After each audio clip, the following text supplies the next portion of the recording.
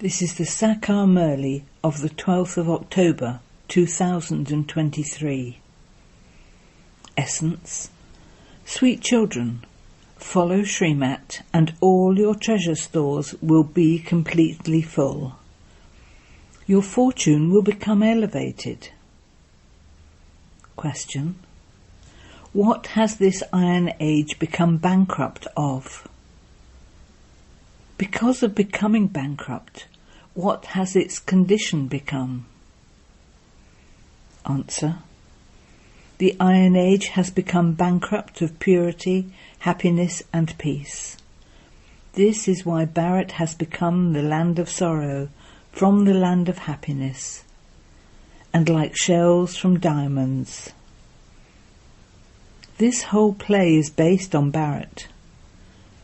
The Father is now telling you children the beginning, the middle and end of this play. Only the fortunate children can understand this knowledge very clearly. Song. No one is as unique as the innocent Lord. Om Shanti. God speaks. Which God? The innocent Lord, God Shiva, speaks. The Father explains to you. The teacher's duty is also to explain to you. The duty of the Satguru too is to explain to you. Only Shiv Baba is called the true Baba. He is called the innocent Lord. Shankar cannot be called innocent. It is said of him that when he opened his eye he burnt the world. Shiva is called the innocent Lord of the treasures. That is, he is the one who makes your treasure stores completely full. Which treasure stores? Those of wealth, happiness and peace. The Father has come to make your treasure stores of purity, happiness and peace completely full. In the Iron Age there is bankruptcy of purity, happiness and peace, because Ravan has cursed it. Everyone continues to weep and wail in the cottage of sorrow. The innocent Lord Shiva sits here and explains to you the secrets of the beginning, middle and end of the world. That is, he makes you children Trikaldashi. No one else knows the drama. Maya has made everyone completely senseless. This play of victory and defeat, happiness and sorrow is of Bharat. Bharat was solvent like a diamond, and is now insolvent like a shell. Bharat was of the land of happiness, and is now the land of sorrow. Bharat was heaven and is now hell. No one except the ocean of knowledge can give you the knowledge of its beginning, middle and end, or how it becomes heaven from hell. Your intellects have to have this faith. Those whose fortune is open, that is, those who are to become fortunate, have this faith. All are unfortunate now. To be unfortunate means to have one's fortune spoilt. They are degraded. The Father comes and makes them elevated. However, hardly anyone understands that Father because he doesn't have a body. The Supreme Soul speaks. There are only pure souls in the Golden Age. In the Iron Age, all are impure. People go to Jagadamba with so many desires. They don't know anything. Even then, the Father says, whatever feelings people worship someone with, I give them the temporary fruit of that. A non-living idol can never give them the fruit.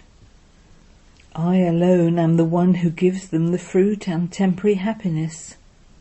I am also the bestower of unlimited happiness. I am not the bestower of sorrow. I am the remover of sorrow and the bestower of happiness. You have to come here to claim your inheritance of heaven in the land of happiness. There are a lot of precautions to be observed in this. The Father explains, in the beginning there is happiness. Then in the middle the path of devotion begins, so happiness ends and sorrow begins. At that time, when devotion begins, the deities fall onto the path of sin, the vicious path. There is happiness in the beginning, whereas sorrow begins in the middle. At the end there is great sorrow. The Father says, I am the bestower of peace and happiness to all. I am making you ready to go to the land of happiness. All the rest will settle their accounts and go to the land of peace. There will be a lot of punishment experienced when the tribunal sits. Baba has explained that people used to sacrifice themselves at Kashi. They speak of Kashi Kalvat, the sacrifice at Kashi. There is a temple to Shiva at Kashi. On the path of devotion, they stay there in remembrance of Shiv Baba. They say, this is it, I am now coming to you. They cry a great deal and sacrifice themselves to Shiva, and so they receive temporary happiness for that. Here you sacrifice yourselves, that is, you belong to Shiv Baba while alive, in order to claim your inheritance for 21 births. There is no question of suicide. While alive you say, Baba, I am yours. Those people sacrifice themselves to Shiva. They believe that by dying they will belong to Shiv Baba, but they don't belong to him. Here you belong to the Father while alive. You go into his lap and you therefore have to follow the Father's directions. Only then can you become elevated deities. You are now becoming that. You have been making this effort for cycle after cycle. This is not anything new. The world becomes old. In that case, a new one is surely needed. Bharat was the new land of happiness, and it is now the old land of sorrow. People have such stone intellects that they don't understand that there is just one world, that it simply becomes new and old. Maya has locked their intellects and made them completely degraded. This is why they continue to worship the deities without knowing their occupation. That is called blind faith. They spend millions of rupees worshipping the goddesses. They worship them, feed them, and then sink them in the sea. Therefore, that is the worship of dolls, is it not? What is the benefit in that? They celebrate with a lot of pomp and joy and spend so much money. Then, after a week, they sink them in the sea, just as people are buried in a cemetery. God speaks. This is the rule of the devilish community, and I make you into the deity community. It is very difficult to make someone have faith, because Baba does not have a physical form. The Aga Khan had a physical form, and he had so many followers. They used to weigh him in gold. No emperor had that much praise. The Father explains that is called blind faith. At this time no one has permanent happiness. There are many who are very bad. Important people commit big sins. The Father says, I am the Lord of the poor. The poor don't commit as much sin. At this time all are sinful souls. You have now found the unlimited Father, and yet you repeatedly forget him. Oh, but you are souls, are you not? No one has ever seen a soul. They understand that it resides in the centre of each one's forehead, like a star. When a soul leaves his body, the body is finished. A soul is like a star, so surely the Father of myself a soul would also be a star like me. However, he is the ocean of happiness and the ocean of peace. How would the incorporeal one give the inheritance? He would surely come and sit in the centre of this child's forehead. Souls now imbibe knowledge and go from degradation into salvation. Those who do something will receive the reward of it. If you don't remember the Father, you won't receive your inheritance. If you don't make others the same as yourselves, worthy of claiming their inheritances, then it is understood that they will claim a status worth a few pennies. The Father sits here and explains who the elevated ones are and who the degraded ones are. The elevated deities have been and gone from Bharat. People sing of Heavenly God the Father, but they don't know when Heavenly God the Father comes and makes the world into heaven. You know this, but it is just that you don't make full effort. This also has to happen according to the drama. However much each one of you has in your fortune, that is how much you will receive. If any of you were to ask Baba, Baba would instantly tell you what status you will receive if you were to leave your body now, according to your current behaviour. However, no one has the courage to ask. Those who make good efforts can understand to what extent they become sticks for the blind. The Father also understands when someone is to claim a good status, or that a particular child is not doing any service, so will become a maid or servant there. There are maids and servants who sweep the floors, those who sustain Krishna, and those who decorate the Empress. Those are pure kings, whereas these are now impure kings. So the impure kings build temples to the pure kings and worship them. They don't know anything. The Birla temple is so big. They build so many temples to Lakshmi and Narayan, though they don't know who Lakshmi and Narayan are. So how much benefit would they receive? Temporary happiness.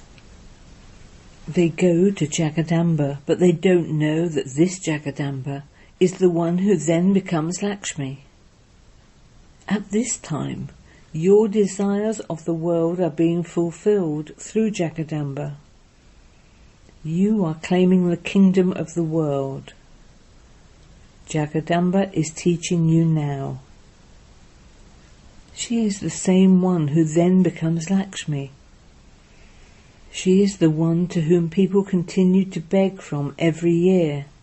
There is so much difference. They beg to Lakshmi for wealth every year. They do not say in front of Lakshmi, I want a child, or remove my illness. No, they only ask Lakshmi for wealth. The very name is worship of Lakshmi. They ask Jagadamba for a lot of things.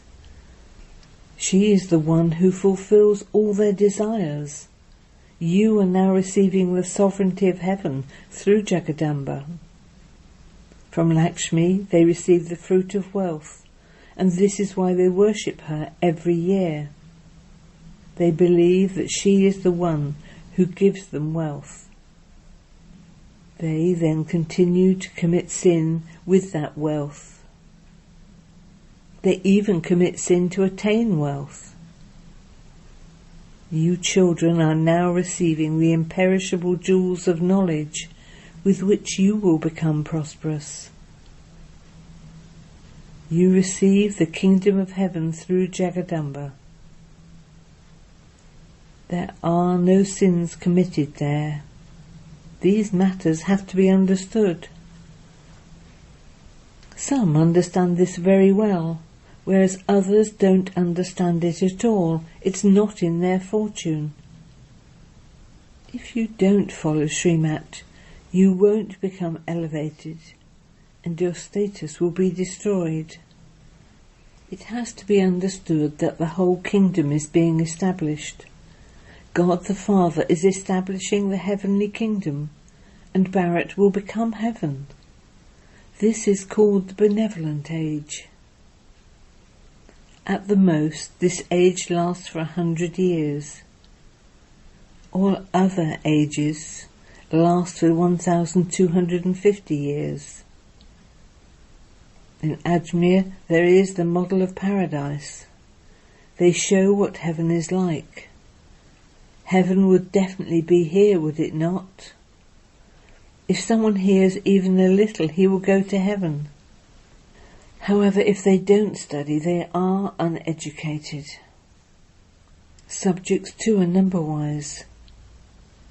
However, there all the poor and the wealthy have happiness. Here there is nothing but sorrow. In the Golden Age, Bharat is a land of happiness, whereas in the Iron Age it is a land of sorrow. The history and geography of the world have to repeat. God is only one. There is also just one world. In the new world, Bharat is first. Bharat has now become old, and it has to become new again. No one else knows how the world history and geography have to repeat. Not everyone is the same. There will be different levels of status there too. There are no policemen there because there is no fear there. Here there is fear, and this is why there are policemen, etc. They have divided Bharat into pieces. There are no partitions in the Golden Age. Only the one kingdom of Lakshmi and Narayan continues. There are no sins committed there. The Father says, "Children, claim your inheritance of constant happiness from me by following my directions. Only the one Father shows you the path to salvation. You are the Shiv Shakti army, and that makes Bharat into heaven. You use your bodies, minds and wealth, everything for this service. That Bapuji chased away the Christians. That was also fixed in the drama.